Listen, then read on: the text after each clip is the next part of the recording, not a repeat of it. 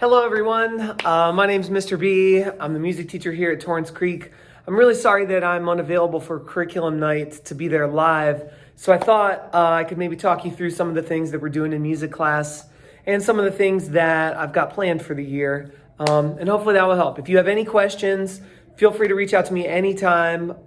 You can email me. Anyway, you know how to get a hold of me. So it's a great start to the year. I feel like we're off to just a wonderful, wonderful start. It's been interesting, obviously, the last couple years, and basically some of the kids have had really the last year and a half of their music education kind of ripped away from them, which is pretty sad. And we're still playing catch up a little bit, but that's okay. I tell the kids I'm not scared. That doesn't worry me at all, because now that they're actually back in the room, we're moving at a really quick pace and we're working hard and things are going great.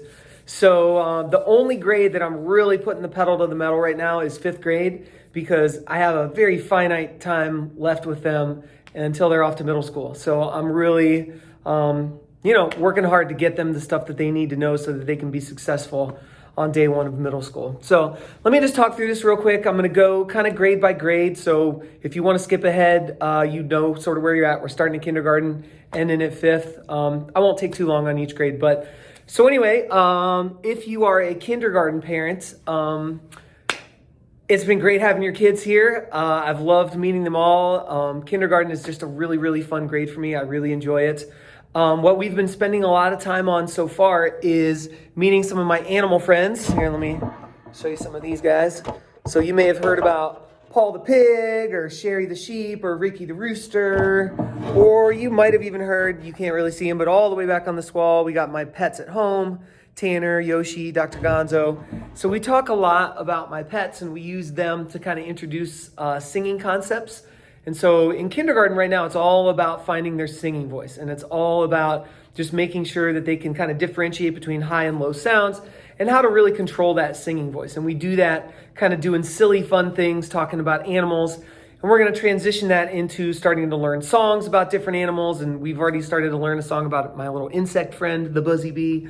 So it's kind of musical concepts wrapped in fun is kind of the idea that I go with for kindergarten. And so we're on that journey. We're starting it. They're all doing a great job. And it's going to be a really fun year.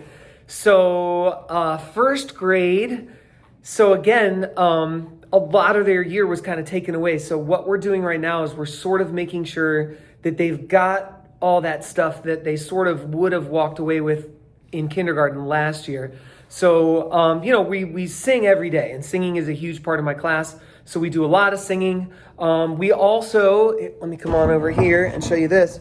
So I've got all these things over here. They're called my toolboxes.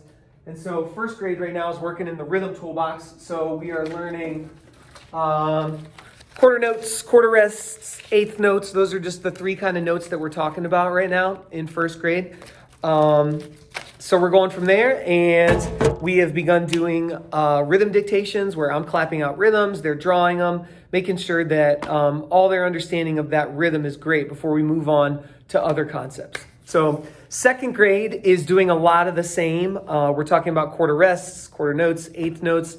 We're doing that in the context of various songs where they get to kind of work with partners, separate, of course, no one sharing anything. But working with partners to kind of discover rhythms and figure out who's saying what rhythm and what we're doing that way. So again, we're sort of just using these fun activities to teach them the real hard musical concepts that they need to know. I think I just did 2nd grade. Yeah, so 3rd grade. 3rd grade right now is, they're coming back, and we're doing a lot of the stuff. Basically, a lot of my classes, we all sort of follow the same track. We start in the rhythm toolbox, then we head to harmony, then we head to all these different things.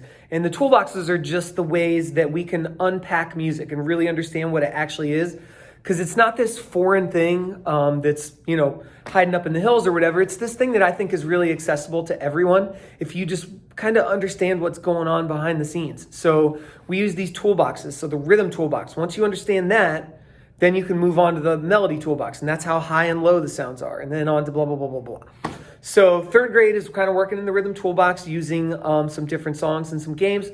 4th and 5th grade, they're also in the rhythm toolbox, but we've kind of jumped ahead. I've got the kids teaching part of the class right now. And so they are teaching stuff that they know in the Rhythm Toolbox. We're doing exercises with these fun little flashcards of all different kinds of rhythms where we go through and we see how fast we can say them and different ways that we can perform them and stuff like that.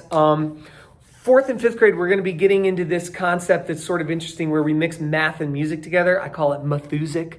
And so it's a way of really breaking down rhythm to understand it. And we use pizzas and we use rulers to really understand the division of the beat. And you can see it very visually. You can manipulate it using manipulatives physically. So it's a cool way to just teach rhythm. Outside of that, you might have any questions about quarter notes, which is our fourth and fifth grade choir. Unfortunately, quarter notes is not going to be happening this year due to all the restrictions. So Mr. Bissinger and I basically tried everything we could do to make it happen, and it's just not a possibility. So what we are going to be doing, I have an alternate performance kind of plan that I'm going to sort of turn it into a whole school performance to where I'm going to try to get everyone in the school involved in this. And then around the time when we break for the holidays in December, that's when I will debut this performance. And I'll have more details about that as it comes out. But I'm going to try to do something really unique and hopefully something that nobody's ever really seen before. And I want to do it in a cool way because I just like doing things a little different. So if I can't do a choir concert, then you know what? I'm going to make it as awesome as I can. So that's really it. It's going to be a great year. I'm super excited. It's just so wonderful to have everyone back in the class and actually able to work, not over Zoom, which has been great. So again, if you have any questions, reach out to me by email anytime. Swing by my class or don't, because I don't know what the rules and regulations are on that. But if you can, my door is always open. And other than that, thank you for stopping by. And keep supporting your kids' music. Ask them about music. Ask them what they're learning in music. And get them to open up and share all the cool things we're doing in here, all right? All right, take care. Thank you, guys.